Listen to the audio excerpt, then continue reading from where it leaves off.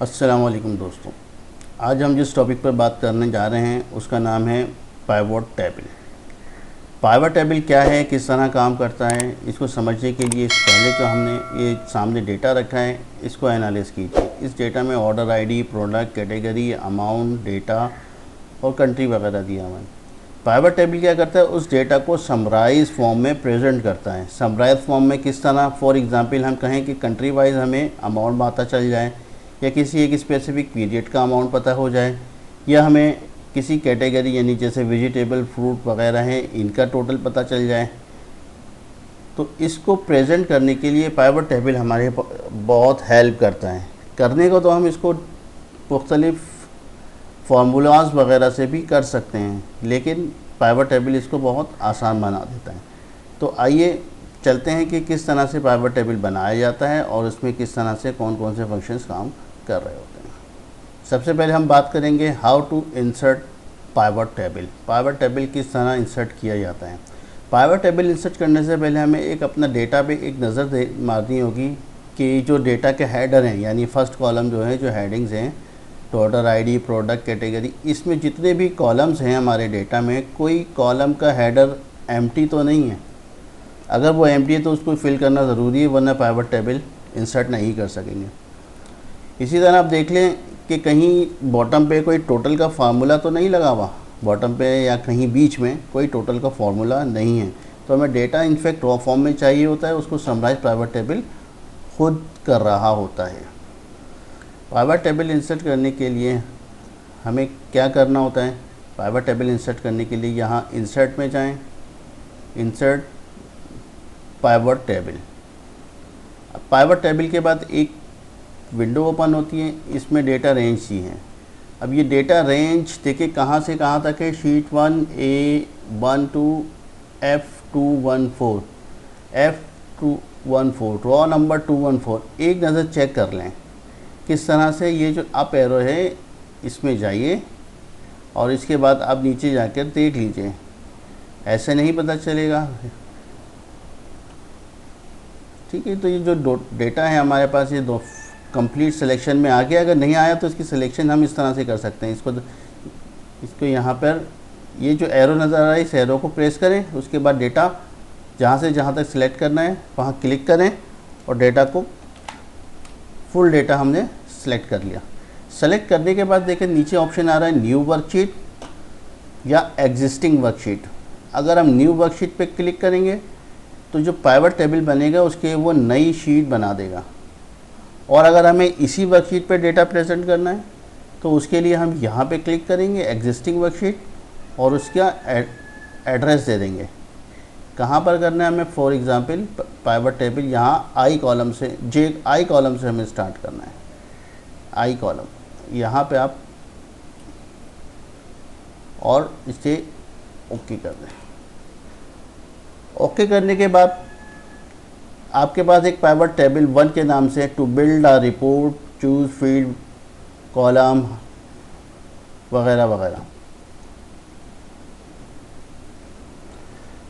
अब हम अंडरस्टैंडिंग लेते हैं पाइवट टेबल फील्ड्स की। देखें जैसे ही हमने पाइवट टेबल इंसर्ट किया उसके बाद यहाँ पर एक जगह नज़र आ गई, यहाँ पर पाइवट टेबल प्रेजेंट होगा। अभी ये पाइवट टेबल बना नहीं है, हमें बनाना है। कहाँ से बनाना है, ये पाइवट टेबल फील्ड्स हैं। इन फील्ड्स की मदद से जो हेडर आपने order ID, product category, amount, date, country, वो सब यहाँ पर पाइवट टेबल फील्ड्स में नज़र आ रहे हैं। यहाँ पे देखेंगे ऑर्डर आईडी, प्रोडक्ट, जितनी भी कॉलम्स होंगे वो सब यहाँ पर प्रेजेंट हो जाते हैं। अब प्रेजेंट होने के बाद नीचे देखें ड्रैग फील्ड लिखा है, drag field between areas blue, filter, column, rows and values. अब हमें ये देखना है कि किस कॉलम में जिस तरह से हमें प्रेजेंट करना होगा उसको हम प्रेजेंट करेंगे। रॉ वैल्यूज़, सबसे पहले हम बात करते हैं रॉ वैल्यूज़ की। रॉ वैल्यूज़ में हम क्या रखते हैं, फॉर एग्जांपल हम बात करते हैं कि कंट्री वाइज, ये कंट्री को हमने यहाँ से उठाया, ड्रैग किया और रॉ में रख दिया। आपने देखा यहाँ पर रॉ टेबल में ऑस्ट्रेलिया, कनाडा, फ्रांस, जर्मनी, ये सब आ गया। अब इसमें हमें ये अमाउंट नज़र आ रहा है, इस अमाउंट को उठाएँ और वैल्यूज़ में रख दें।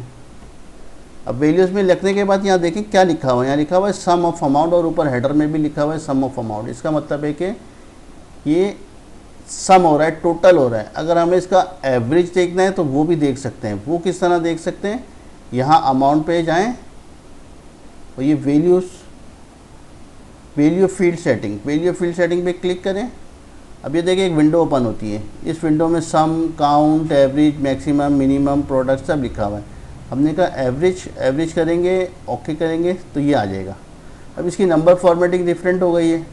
डेसिमल आपने ऐसे ही चाहिए तो इसके दो तरीके हैं, या तो आप राइट क्लिक करें, राइट क्लिक के बाद नंबर फॉर्मेट, जिसको नंबर फॉर्मेट पे जाएंगे, जो नंबर फॉर्मेट आपको चाहिए। फॉर एग्ज़ाम्पल हमें डेसिमल नहीं चाहिए तो हम इसको नॉर्मल फॉर्मेट पे कर देते हैं। ओके, अब अगर हम इसको दोबारा बोलें नहीं हमें सम चाहिए, वैल्यूज़ में जाएं, सम पे क्लिक करें और ओके कर दें। देखिए यहाँ पर हमें रॉ में रखा तो रॉ में कंट्री वाइज आ गया, उसका टोटल आ गया।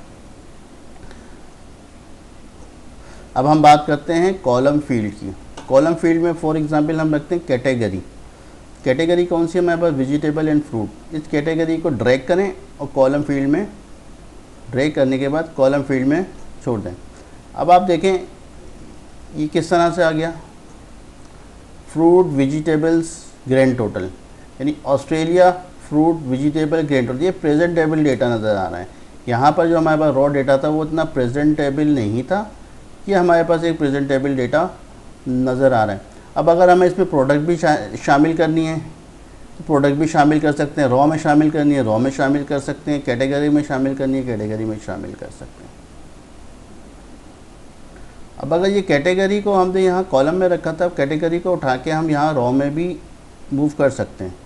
अगर हम कैटेगरी को यहाँ उठा के रॉ में मूव करते हैं तो देखिए क्या होता है कि डेटा किस तरह से प्रेजेंट हुआ, डेटा इस तरह से प्रेजेंट हो गया। ऑस्ट्रेलिया, फ्रूट, वेजिटेबल, इसका अमाउंट, कनाडा, फ्रूट, वेजिटेबल, इसका अमाउंट, देन ये देखिए टोटल ऊपर नज़र आ रहा है।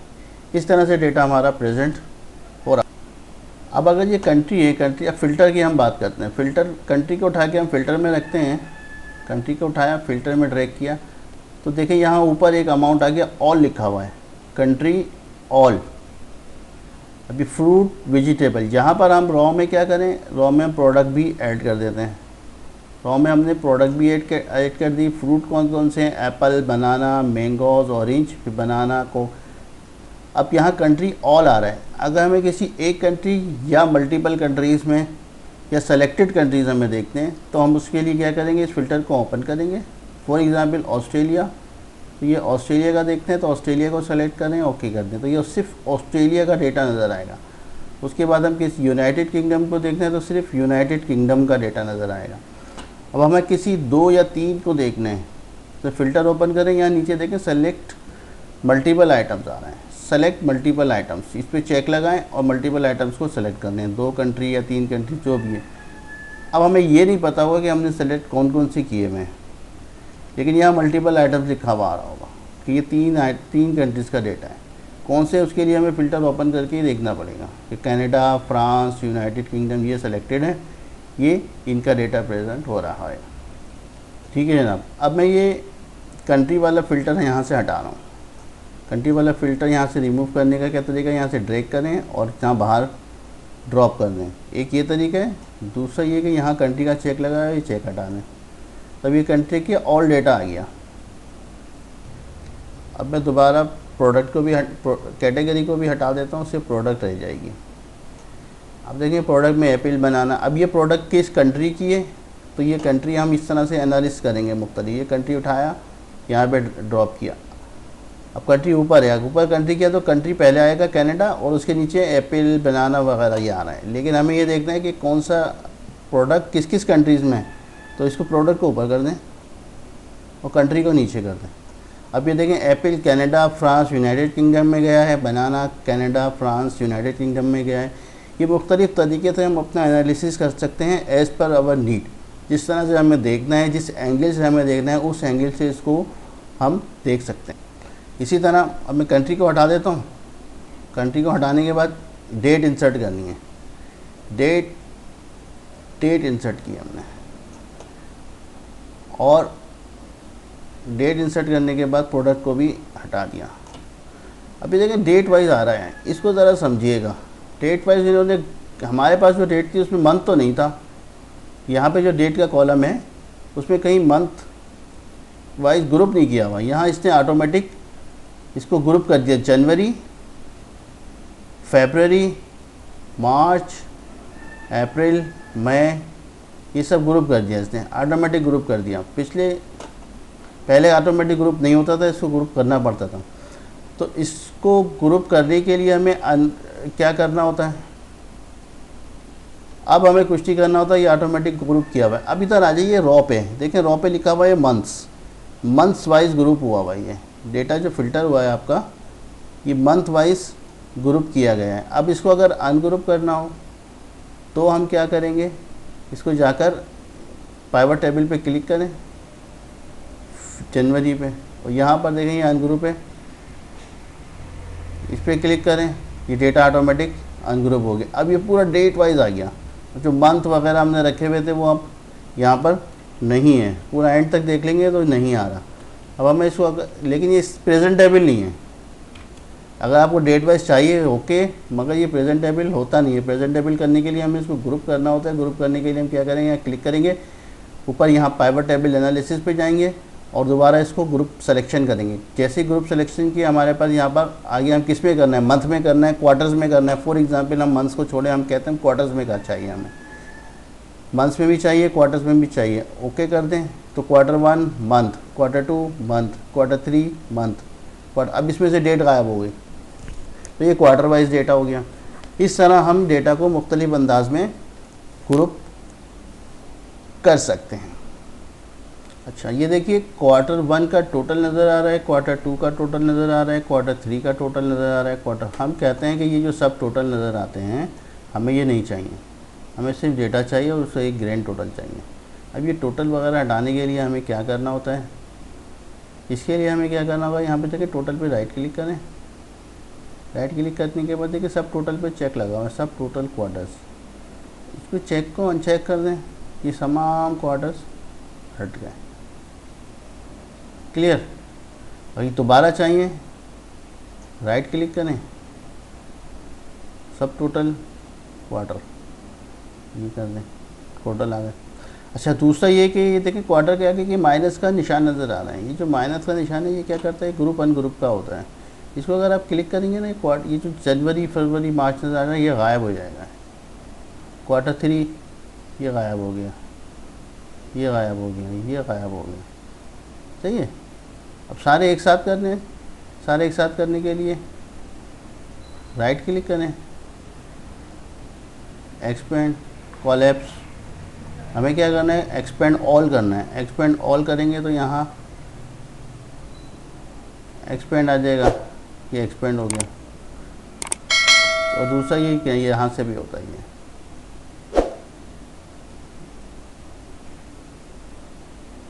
Right click, expand collapse, expand enter field. ये एक्सपेंड करेंगे सब एक्सपेंड हो जाएंगे। कोलैप्स करेंगे, कहीं पे भी किसी भी एक पे रखें, एक्सपेंड कोलैप्स में जाएं, कोलैप्स एंटायर फील्ड, ये सब कोलैप्स हो गए।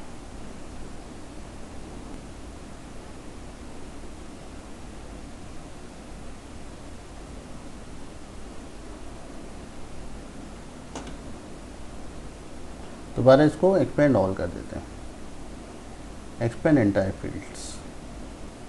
अब हम बात करेंगे पाइवट टेबल को रिफ़्रेश करने की। फॉर एग्जांपल अगर डेटा हमारे पास कुछ चेंज हो जाता है, ये अमाउंट है, इस बहुत सारे अमाउंट हम चेंज करते हैं। बाज़ औक़ात हम किसी डेटा को अपडेट करना होता है। डेटा को अगर हम अपडेट कर रहे हैं, देखिए अभी मैं सिर्फ डेटा के अमाउंट वगैरह को अपडेट करने की बात कर रहा हूँ, कोई रॉ वगैरह ऐड करने की बात नहीं कर रहा हूँ। डेटा को अगर हमें किसी तरह भी अपडेट किया है, कुछ भी किया है, फॉर एग्जांपल ये अमाउंट है हमारे पास 4270, इसको हमने 5000 कर दिया। 5000 करने के बाद देखें यहाँ डेटा तो हमने कर दिया, लेकिन यहाँ हमारे पास कोई चेंज नहीं आया। इसको चेंज करने के लिए हमें यहाँ पे राइट क्लिक करना होगा, राइट क्लिक करके रिफ़्रेश करना होगा। रिफ़्रेश करें, जैसे ही रिफ़्रेश करेंगे डेटा का अमाउंट वगैरह जो भी हमने यहाँ अपडेट किया होगा वो इस पाइवट टेबल में अपडेट हो जाए। फाइनली मैं आपको एक बात बता दूं कि अगर हमें डेटा आखिर में रॉ हमने इंसर्ट की, रॉ नंबर 214, यहाँ पे हमने बीन्स हमने वेजिटेबल, ये हमने लिखा फॉर एग्जांपल 53 1 डेट हमने सेम डेट ले ली और इसको ले लिया हमने फ्रांस। अब ये जो डेटा हमने ऐड किया है, क्या ये पाइवट टेबल में अपडेट हो गया होगा? अब हम पाइवट टेबल को अगर रिफ़्रेश करेंगे तो पाइवट टेबल को रिफ़्रेश करने के बाद भी ये डेटा अपडेट नहीं हुआ होगा। ये डेटा पाइवट टेबल को रिफ़्रेश करने के बाद भी अपडेट नहीं हुआ। देखें वही 464 ही आ रहे हैं। ये क्यों नहीं अपडेट हुआ? क्योंकि हमने रॉ ऐड कर दी थी। रॉ ऐड करने के लिए अब हमें क्या करना होगा? इसको क्लियर करने के लिए, इसको डेटा को दोबारा लाने के लिए पाइवट टेबल पर जाएं। पाइवट टेबल पे जाने के बाद यहाँ से देखें पाइवट टेबल, उसके बाद चेंज डेटा सोर्स, यह आ रहा है change data source. Change data source में जाएं और यहाँ इसको दोबारा सिलेक्शन करें। देखिए 214, अब रॉ नंबर 214 यहाँ से दोबारा सिलेक्शन कर लें दोबारा से। यानी उस रॉ को हमें ऐड करना होता है। इनफैक्ट इस रॉ को पहले ऐड नहीं थी, 214 यहाँ तक थी, अब इसको हमें यहाँ तक लेना है। ऐड कर लिया हमने। ऐड करने के बाद ओके करेंगे। अब वो डेटा ऑटोमेटिक अपडेट हो जाएगा। ये देखें, अब ये देखें 995 आ गया, डेटा अपडेट हो गया। अब इस क्वारी से बचने के लिए, क्वारी भी है और रिस्क भी है, इस रिस्क से बचने के लिए जो डेटा हमने नीचे ऐड किया है वो यहाँ रिफ्रेश हो रहा है नहीं हो रहा है, इससे बचने का आसान तरीका क्या है? आप अपने इस डेटा को डेटा टेबल में कन्वर्ट कर लें। किस तरह से, चलें देखते हैं। इस क्वारी से बचने के लिए हम क्या करते हैं? सबसे पहले इस डेटा टेबल को दोबारा से हम रिमूव कर देते हैं। रिमूव करने के और भी तरीके होते हैं, लेकिन मैं फ़िलहाल इसको यहाँ से डिलीट कर रहा हूँ 2 नंबर तरीके से। अब उसके बाद हमें क्या करना है? यहाँ पे कंट्रोल टी प्रेस करना है। क्या प्रेस करना है? कंट्रोल टी से ये जो डेटा है, कंट्रोल टी प्रेस करने से ये डेटा हमारे पास टेबल में आ जाएगा। देखें 215 तक डेटा रेंज बिल्कुल ओके। इसको ओके करें। ओके करने के बाद ये डेटा टेबल की फॉर्म में आ गया है। अब इस टेबल को आप क्या करें? यहाँ डिज़ाइन टेबल पे जाए और यहाँ लिखा हुआ है समराइज विद पाइवट टेबल। यहाँ पे समराइज विद पाइवट टेबल जैसे ही करेंगे उसके बाद आप एग्जिस्टिंग वर्कशीट पे उसी तरह से आ जाएं। एग्जिस्टिंग वर्कशीट पे आपने किया, ओके कर दिया। ओके करने के बाद अब आप देखें ये प्रोडक्ट आपकी आ गई और ये आपके कंट्री आ गए और ये आपका फ्रूट वेजिटेबल कैटेगरी आ गई। सॉरी, ये कंट्री वाइज आ जाए। कैटेगरी यहाँ ले आएँ, कंट्रीज़ को यहाँ ले आएँ और अमाउंट को यहाँ ले आएँ। ठीक है, चाहे तो इस कैटेगरी को हटा दें और इस यहाँ कॉलम्स पे लिए हैं। मंथ वाइज है, इसको आप राइट क्लिक करें। सॉरी, यहाँ से चले जाएँ, अनग्रुप करते हैं। अनग्रुप के बाद इसको ग्रुप करते हैं। ग्रुप में आप क्वार्टर्स लेने हैं, क्वार्टर्स लेने हैं। सॉरी, दोबारा ग्रुप फील्ड करें, क्वार्टर्स, मंथ को हटा दें, क्वार्टर्स ले लें। ये डेटा आपके पास प्रेजेंट टेबल फॉर्म में आ गया। अब अगर इसको रिफ़्रेश करना है तो हमें क्या करना होगा?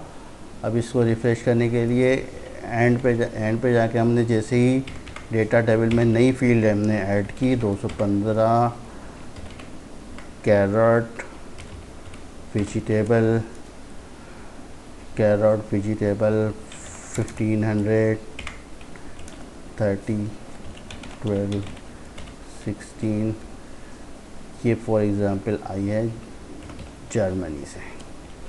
जैसे ही आपने इसको इंसर्ट किया, आप देखें ये क्या होगा? डेटा ऑटोमेटिक यहाँ पर, अब यहाँ पर आप रिफ़्रेश करेंगे तो ये रिफ़्रेश हो जाएगा। अब यहाँ डेटा को आप जाके राइट क्लिक करें या यहाँ पाइवट टेबल में राइट क्लिक करें, राइट क्लिक से रिफ़्रेश कर दें तो डेटा ऑटोमेटिक रिफ़्रेश हो गया होगा। देखें ये डेटा रिफ़्रेश हो गया है। अब इस डेटा को रिफ़्रेश कर दिया हमने इस तरीके से कि इसको पाइवट टेबल में।